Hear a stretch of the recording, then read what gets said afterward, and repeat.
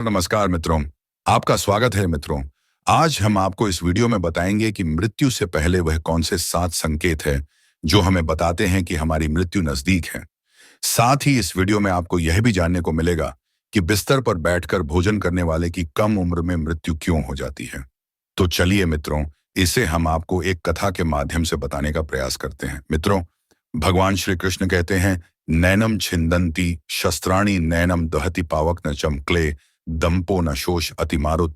अर्थात आत्मा को शस्त्र काट नहीं सकते, अग्नि जला नहीं सकती, जल गला नहीं सकता और वायु सूखा नहीं सकती।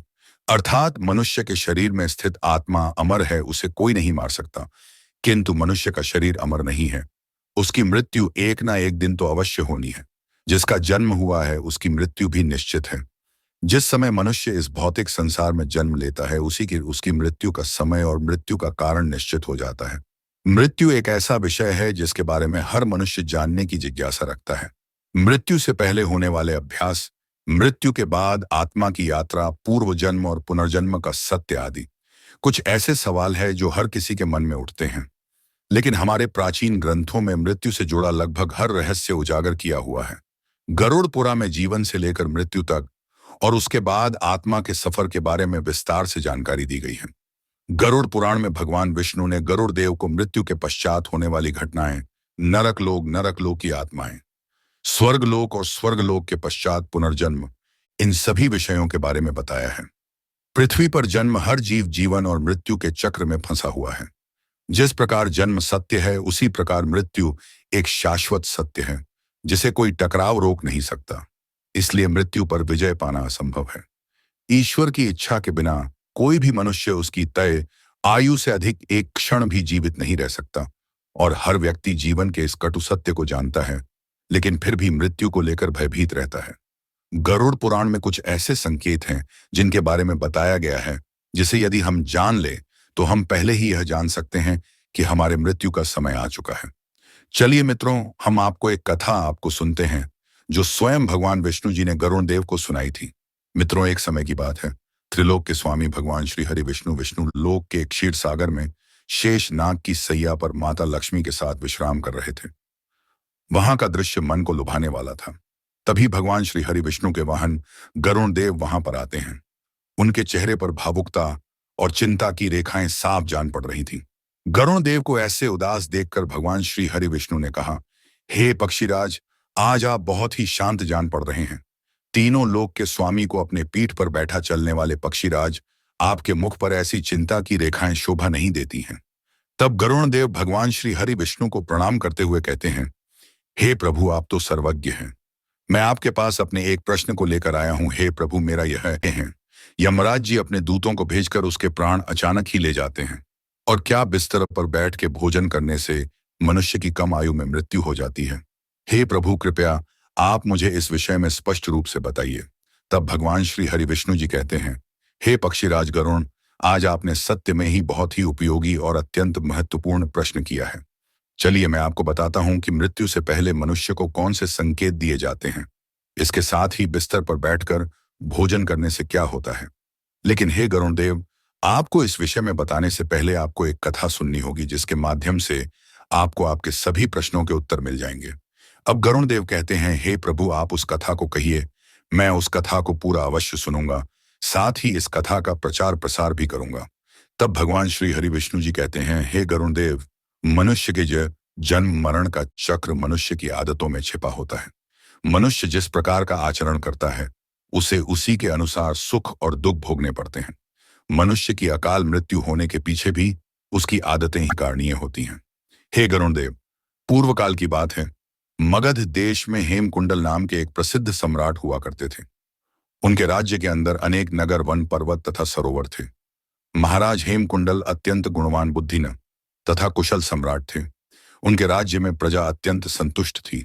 प्रजा को किसी चीज की कोई कमी नहीं रहती थी। महाराज स्वयं ही अपनी प्रजा का ध्यान रखते थे। उनके राज्य में चोरों लुटेरों का कोई भय नहीं था। महाराज बड़े धर्मात्मा थे। उन्होंने अनेकों बार यज्ञ किए, दान धर्म किए तथा अनेक ब्राह्मणों और मुनियों को दान दक्षिणा दी। उन्होंने अनेकों पोखरे खुदवाए, वाटिका बनवाई, वृक्षों का रोपण किया। इस प्रकार के अनेक पुण्य के काम महाराज ने किए। महाराज की पत्नी का नाम सुवर्णा था। रानी सुवर्णा अत्यंत सुंदर, गुणवान, रूपवान तथा चरित्रवान स्त्री थी। वह भी नित्य धर्म, कर्म तथा दान धर्म किया करती थी, किंतु इतना सब कुछ होने के बावजूद भी महाराज को कोई संतान नहीं हो रही थी, जिससे महाराज अत्यंत दुखी थे। महाराज का दुख देखकर प्रजा भी अत्यंत दुखी थी। फिर एक दिन महाराज अपने राजमहल में बैठकर अपनी इसी बात पर विचार करने लगे कि किस पाप के कारण मुझे पुत्रहीन रहना पड़ रहा है। मैंने ऐसा कौन सा पाप किया है जो मुझे इतना बड़ा दंड मिल रहा है। अब मेरी इस समस्या का हल केवल मुनि वशिष्ठ जी ही कर सकते हैं। इसीलिए मैं उनके पास जाकर इस समस्या के लिए उपाय मांगता हूँ।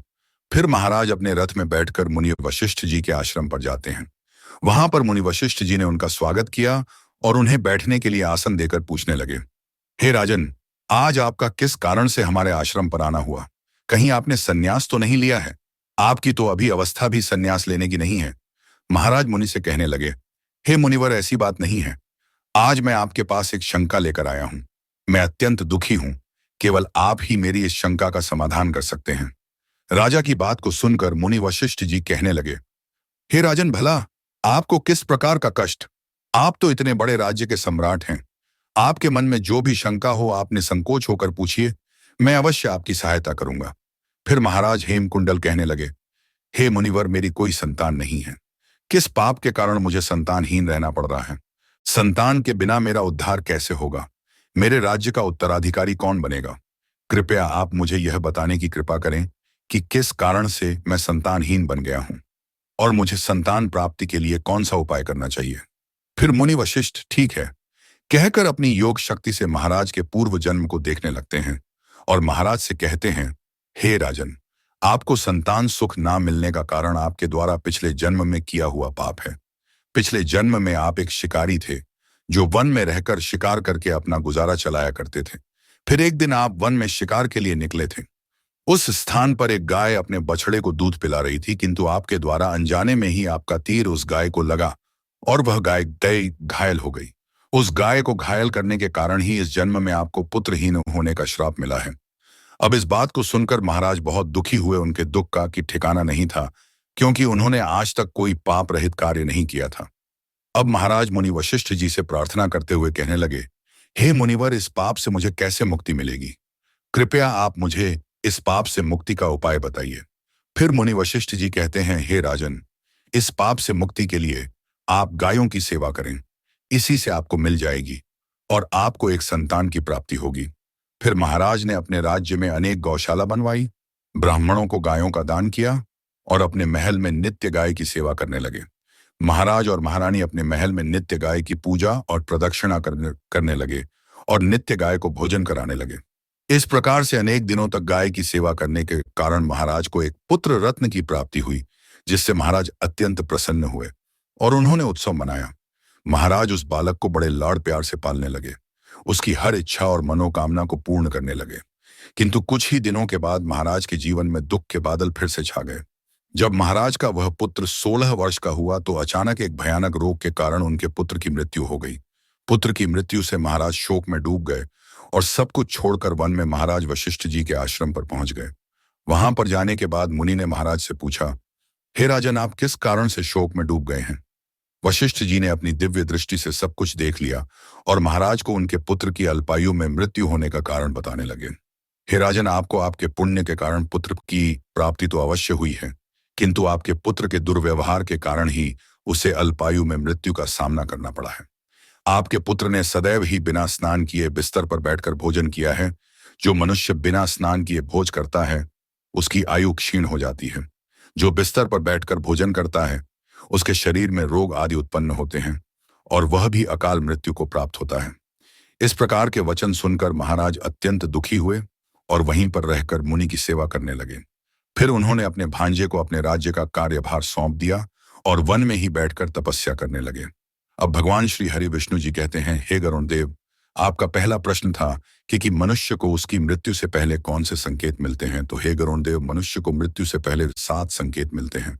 हे गरुण देव, पहला, जब इंसान की मृत्यु निकट आती है तो उसकी परछाई उसका साथ छोड़ देती है। मनुष्य को तेल और पानी में अपनी परछाई या प्रतिबिंब दिखाई नहीं देता है। अगर किसी व्यक्ति के साथ ऐसा होता है तो उसे समझ लेना चाहिए कि उसका अंतिम समय अब निकट आ चुका है। दूसरी बात, जब भी किसी मनुष्य की मृत्यु निकट आती है तो उसे अपने आसपास अपने पूर्वजों या उसके पितृ उसे दिखाई देने लगते हैं। उनके सभी पितृ आसपास परछाइयों की तरह घूमते हैं और तब उस मनुष्य को भलीभांति जान लेना चाहिए कि उसके मृत्यु का समय अब निकट आ चुका है। तीसरी बात, जब भी किसी इंसान की मृत्यु निकट आती है तो उसे अपने शरीर से ही एक अजीब प्रकार की गंध आने लगती है जो उसे बिल्कुल भी अच्छी नहीं लगती है। इस गंदगी को सूंघ ही उस मनुष्य को समझ जाना चाहिए कि उसका अंत समय निकट आ चुका है।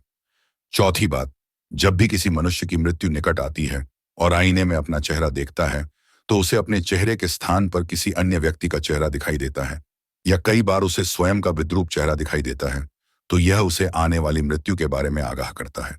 इसीलिए जब भी किसी मनुष्य को आईने में अपना चेहरा विद्रूप दिखाई दे या अपने चेहरे की जगह किसी अन्य व्यक्ति का चेहरा दिखाई दे तो उसे समझ जाना चाहिए कि उसकी मृत्यु का समय अब निकट आ चुका है। पांचवा, जब इंसान की मृत्यु पास आती है तो उसका शरीर पीला या हल्का लाल दिखाई देने लगता है। उसकी त्वचा अंदर से जलने लगती है। यदि कोई व्यक्ति पापी होता है तो उसे नरक जाने का एहसास पहले ही हो जाता है और उसकी त्वचा तपने लगती है, जिससे उसे बहुत अधिक तकलीफ भी होती है। छठा, जब मनुष्य की मृत्यु निकट आती है तो उसे सूर्य और चंद्रमा की रोशनी दिखाई देना बंद हो जाती है। कई बार उसे चांद टूटा हुआ नजर आने लगता है। जब इंसान की मृत्यु निकट आती है तो उसकी जुबान थोड़ी लड़खड़ा लगती है। जब मनुष्य के कर्म थोड़े कठोर हो जाते हैं और उससे पस निकलने लगती है, इससे निकलने वाली दुर्गंध से वह परेशान हो जाता है और मृत्यु की कामना करने लगता है। सातवां, जब इंसान की मृत्यु पास आती है तो उसकी आंखें इतनी कमजोर हो जाती हैं कि उसे अपने आसपास बैठे लोग भी दिखाई नहीं देते हैं, अर्थात उसकी आंखों की रोशनी भी कमजोर होने लग जाती है। जिस मनुष्य ने जीवन में अच्छे कर्म किए होते हैं, जिसने जीवन में पुण्य कमाया हुआ होता है, उसकी मृत्यु पास आती है तो उसे अपने आंखों के सामने एक दिव्य रोशनी की अनुभूति होती है और ऐसा व्यक्ति मृत्यु से नहीं घबराता है। लेकिन जिस व्यक्ति ने है पाप किए हुए होते हैं, उसकी मृत्यु निकट आने पर उसे अपने आंखों के सामने में भयंकर रूप वाले यमराज जी दिखाई देते हैं, जिससे डरकर वह कांपने लगता है और अपने पाप कर्मों को कोसने लगता है। हे गरुण देव, तो यह थे वह संकेत जो मृत्यु आने से पूर्व मनुष्य को मिलते हैं। हे गरुण देव, आपका दूसरा प्रश्न था कि बिस्तर पर बैठ के भोजन करने से क्या होता है। तो जैसे राजा हेमकुंडल के पुत्र की मृत्यु हुई, वैसी मृत्यु किसी के साथ ना हो। तो सुनिए, मनुष्य को भोजन करने से पहले कौन सी चीजों की अपनाना चाहिए। हे गरुण देव, मनुष्य को हमेशा अपने 5 अंगों को साफ करके ही भोजन करना चाहिए। दोनों पैरों को तथा दोनों हाथों को और अपने मुख को जल से अच्छी तरह से स्वच्छ करके ही भोजन करना उचित होता है। इससे मनुष्य के शरीर से रोग दूर रहते हैं और व्यक्ति दीर्घायु बन जाता है। हे गरुण देव, भोजन शुरू करने से पूर्व उस भोजन के लिए भगवान को धन्यवाद देना चाहिए और संसार समस्त प्राणियों को भोजन प्रदान करने की प्रार्थना करनी चाहिए। इस प्रकार से अन्य देवता को प्रणाम करके भोजन करने से मनुष्य को कोई पाप नहीं लगता है।